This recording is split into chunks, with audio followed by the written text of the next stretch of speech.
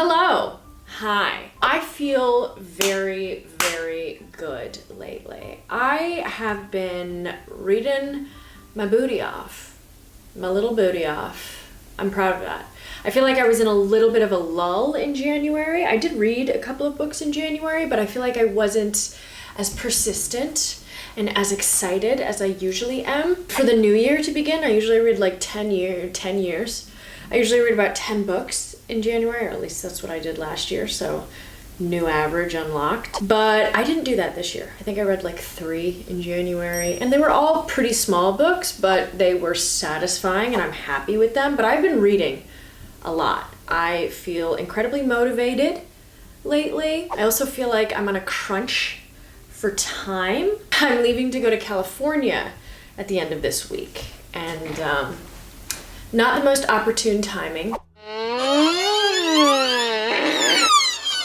So I'm so sorry for everybody that's in California and is experiencing that. I have dealt with floods and they're horrible, and I'm so sorry. So we will be there for the aftermath of what has happened in California. Anyway, I'm going to California in a couple of days, so I am getting my booty in motion. I've been cleaning frantically, which is what I did today.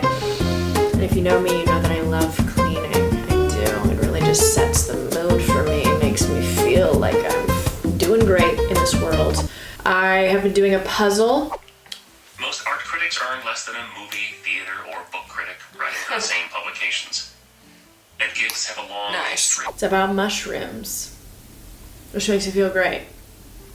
Who knew that there were so many mushrooms in this world? I didn't at all, but what fascinating little creatures they are. Reading, babe, I have been reading. I've been listening to an audiobook all about the inner workings of the contemporary art market. It's like the $12 million something. I'll put it somewhere on the screen. I apologize for not properly knowing its name, but that's kind of what you get with me. I'm sorry.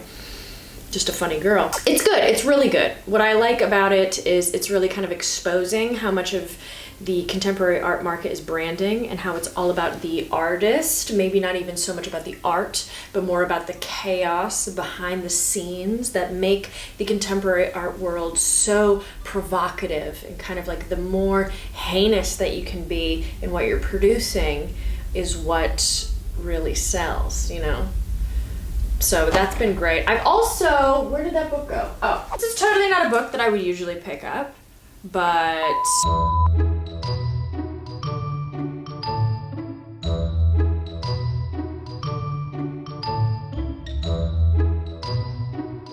let's try that again. Microphone, you better work. I've been reading Oh, William by Elizabeth Strout. I usually wouldn't pick this book up, but I've seen it everywhere.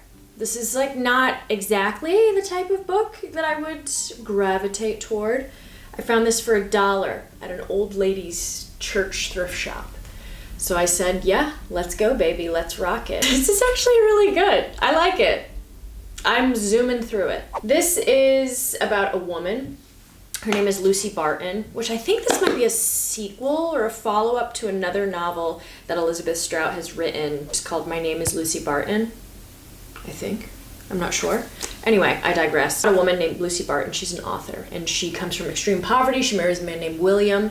They share a life. They share 2 children together, and unfortunately, their marriage completely dissolves. She remarries, he remarries, but they always stay in each other's lives. They remain relatively close. They're always kind of on each other's wavelength, following each other through life, and when something catastrophic happens to William, when he takes a DNA test through 23andMe, heritage.com or ancestry.com, whatever the main one is, he finds something shocking about the history of his family. And that's where I'm at right now. Good though. I think I should be able to finish this by tomorrow. I'm gonna say that. I'm gonna say it right now. I'm on the groove.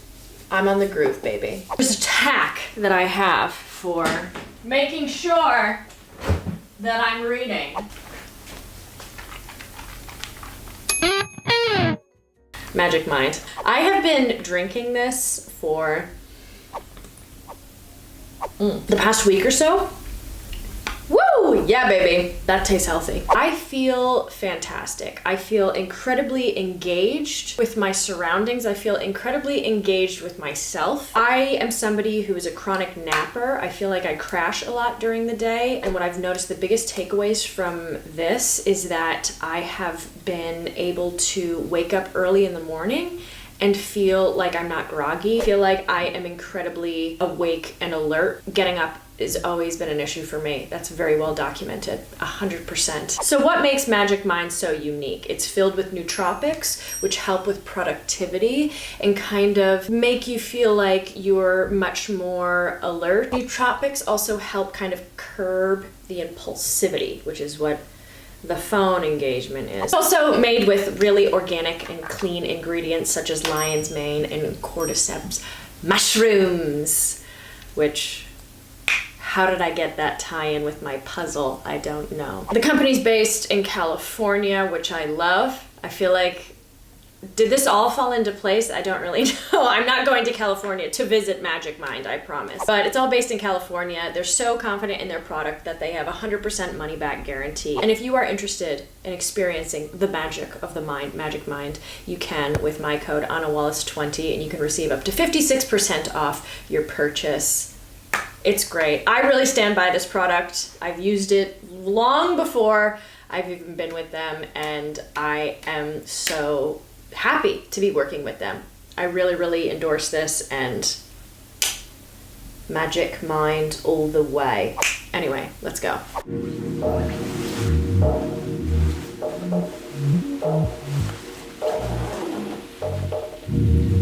It's really big and silly, but I like it. It's definitely Oleg's. Another way that I have been keeping my game going is by going to the library and reading.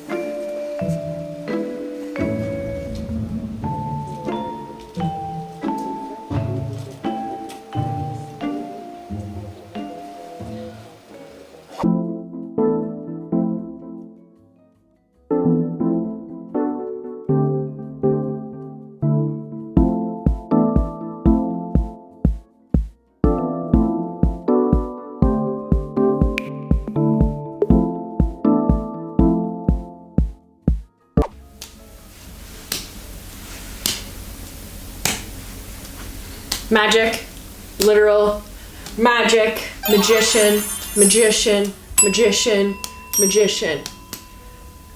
I have a big ol' mess happening in the background. It's a little bit more of a controlled mess. I'm going through and trying to figure out what I'm gonna pack for California. Cali, baby. California girls, you're undeniable. Daisy Dukes. Anyway, I feel pretty good about how my reading's going. It is currently, oh my god, that's sour. Woo! Oh my god. It's currently 12:15 and I've been reading. Not too long, honestly. I've been falling asleep with this book. It's been a fantastic way to sleep. I find that I've been having some strange dreams though, which I can only attest to the book because it's definitely not me. I can't produce strange dreams. I'm perfect. Anyway, this book, I made a post about this on my Patreon. I was talking about how I really was completely repelled by this book. I saw it in so many stores and I was kind of turned off, which is something totally on me. I need to stop thinking that because a book Oh my god, that was a seed and I almost just choked on it. I need to stop thinking that because a book is a bestseller and it's so well received and it's widely heralded as amazing that it might not be for me. That's just something I need to change. I'm a little bit of a hater. I got a little bit of haterade coursing through my blood when it comes to that type of stuff. And I need to stop because I really love this. I think I've just been really into like old people fiction. And I mean that in the nicest way. I don't know what it is, but every time I read a book about an older couple, older people just analyzing life and where the choices that they've made to get to where they are now sort of thing, which is basically what this book is about. It's about family, it's discovering family, kind of the family that you choose, the decisions that you make that put you in your place of where you are now kind of thing. I love it though. It's a fast read, I will say. So I'm kind of cheating with how many books I'm reading right now because this is a very fast read, but I like it a lot. I did go to the library yesterday, yes I did. What did I buy? Or what did I get? Do you want to guess? Maybe you'll get it, maybe you won't. Another Brooklyn by Jacqueline Woodson. I'm excited for this. I feel like, oh wow, that's really short. I didn't realize how short it was. Maybe I can read this tomorrow. I haven't read anything by Woodson, but I was in McNally Jackson and they were showcasing a couple of her books and another Brooklyn was on one of the shelves and I said, yeah, I want to read about Brooklyn, because I don't see enough of it. It should be good from what I understand. I haven't heard anything negative about her writing and I feel like I'll like it. So that's the book that I got from the library. Probably will read that tomorrow, hopefully, my last day before I leave. But in the meantime, I need to make sure that I am packing, which is, you know, a lot of fun.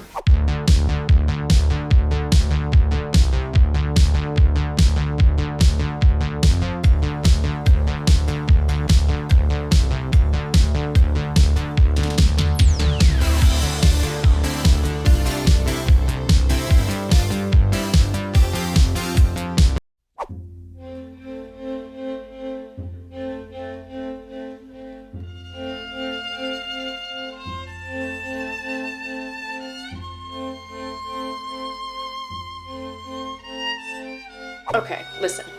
My house is a little bit of a mess right now. I apologize, I'm sorry, but unfortunately those things happen. I have bags upon bags, bed is getting cleaned, everything's going on right now. I have a lot of errands to run today, lots and lots of errands, but God, I'm reading. I'm reading, okay? I finished another Brooklyn in a day. And I think that is because this might be a young adult book, though I don't know exactly. It's blurbed by BuzzFeed, which makes me believe that it might be. But that's fine. I enjoyed this. I mean, I read it in a day, so I breezed right through it. But I was looking up Jacqueline Woodson, more about the author, and it said that Woodson is primarily a young adult writer, which makes sense. This has like a lot of young adult Bildungsroman, sort of lessons to be learned sort of thing. But I think it can be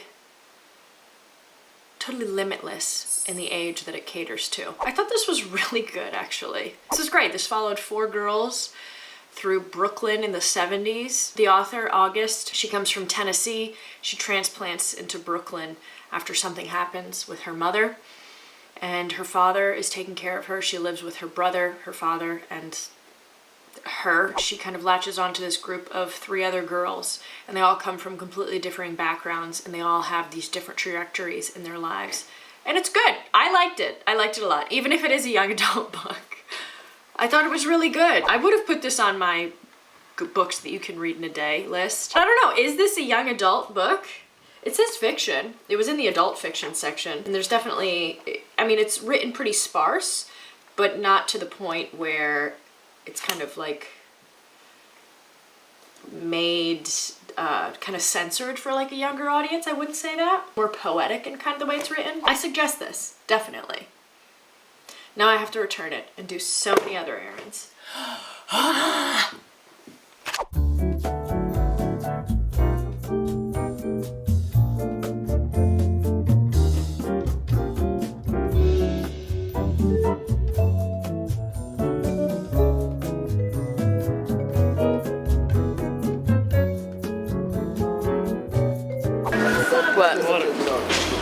go.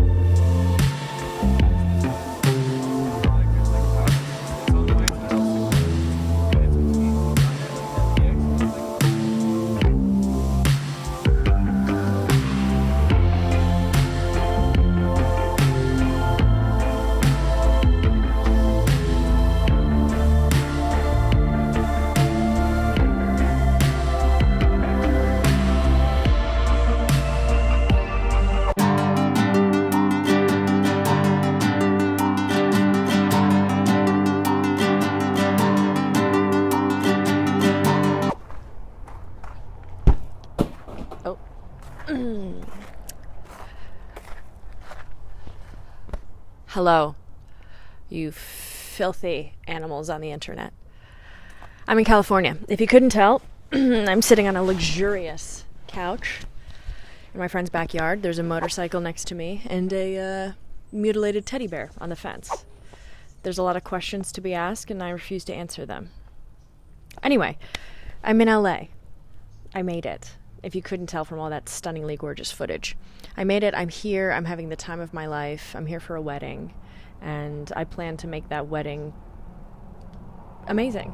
I plan to be a great, great patron. I decided that I wanted to take a book with me that emulated LA, that was set in LA. Very easy for me to find California books. California is a muse for a lot of writers, and I figured that I would choose a book by a man who has lived in Los Angeles, kind of very famous for highlighting the underbelly of these worlds that we come to fascinate us and that we seem to gravitate toward. And that author is Bret Easton Ellis, famous for American Psycho, famous for The Shards, a new addition to the collection of books that he has written. And this is The Informers.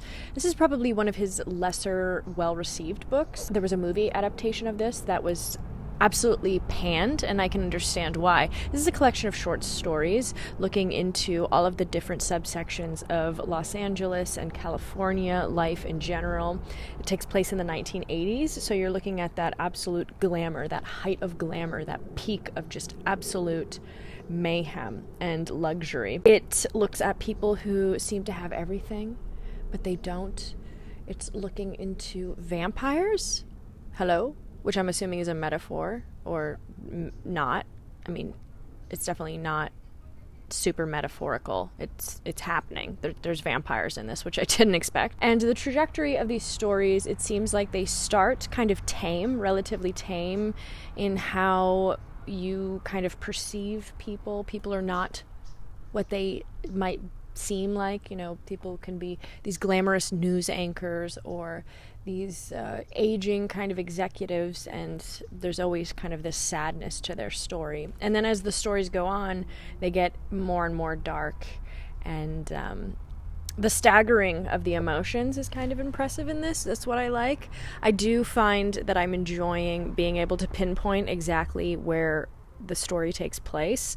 I always suggest people when they're traveling to get a book that's about the place that they're traveling to. I feel like it's just such an immersive and fun experience for everybody involved. That's what I like out of this. I mean, this is a Bret Easton Ellis book. Easton Ellen?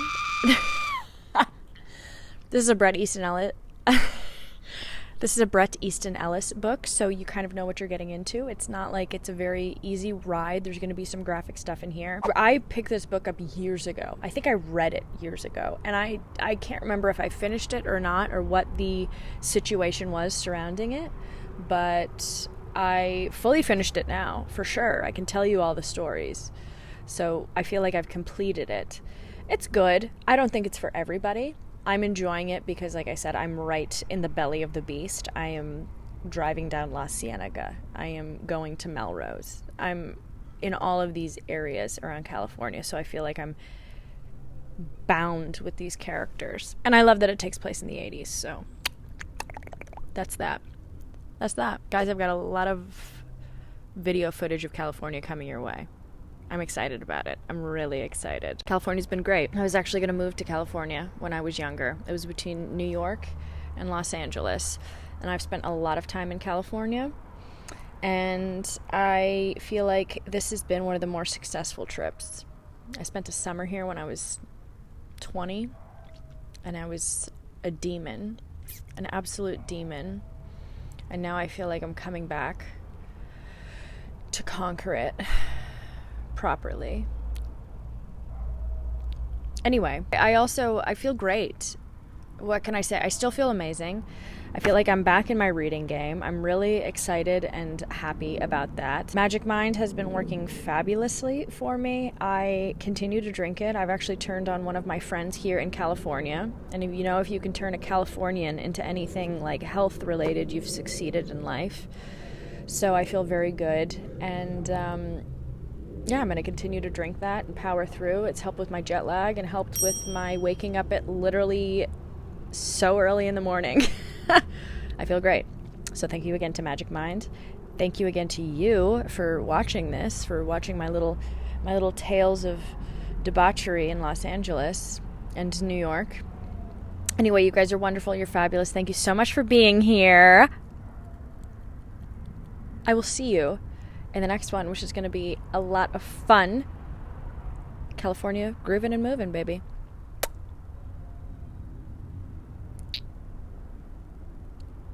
Bye.